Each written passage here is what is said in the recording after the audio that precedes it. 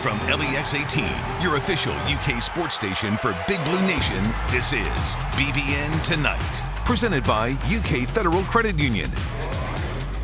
Welcome to BBN Tonight. I'm Keith Farmer. And I'm Anna Tarullo. We have a great show lined up for you tonight, including an exclusive sit-down interview with five-star offensive lineman Keontae Goodwin.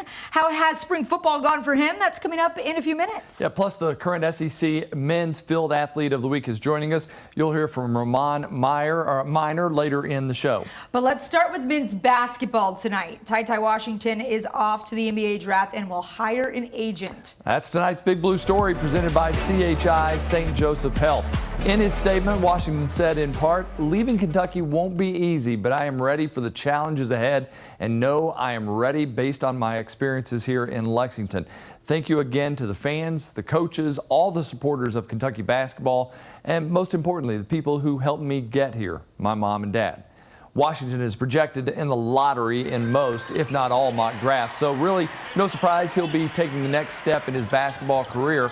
We'll miss all the gritties, but this seems like a no-brainer for TyTy here. No shock, right? Right. We all kind of saw that one coming, but we will miss him. I wish we could have had a few more games with him, a few more gritties. Now to women's basketball, because, Keith, you had the chance to talk with head coach Kyra Elzy. Yeah, one of the things that athletic director Mitch Barnhart cited when giving Coach Elzy a contract extension was her involvement in the community, and that's where she was today, speaking to a group at the Professional Women's Forum. Elzy just finalized a deal that has her remaining as the Kentucky coach through the 2027 season. It also increased her salary from $400,000 to more than $750,000 per season, and it continues to climb with each season she stays at Kentucky. So we had the chance to get her reaction on the extension, and she's so thankful for being given the commitment to the program.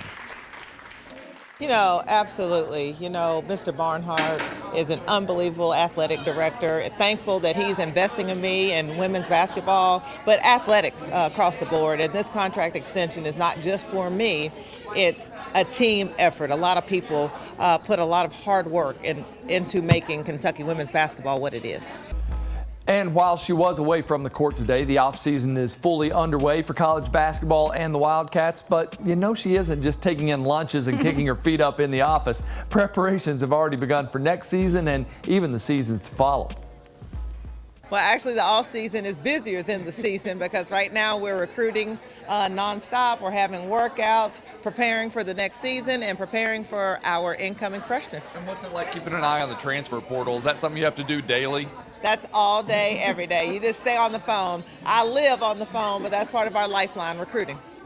And it was so good seeing her react there with the women's group. She was so excited to be there, to talk to them, to coach them, and get them excited about their professions.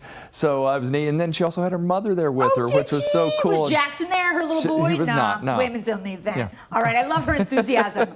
College football realignment. Been a while since we said that phrase, but hey, it's still having ripple effects. And as of today, it's officially impacted the UK men's soccer program.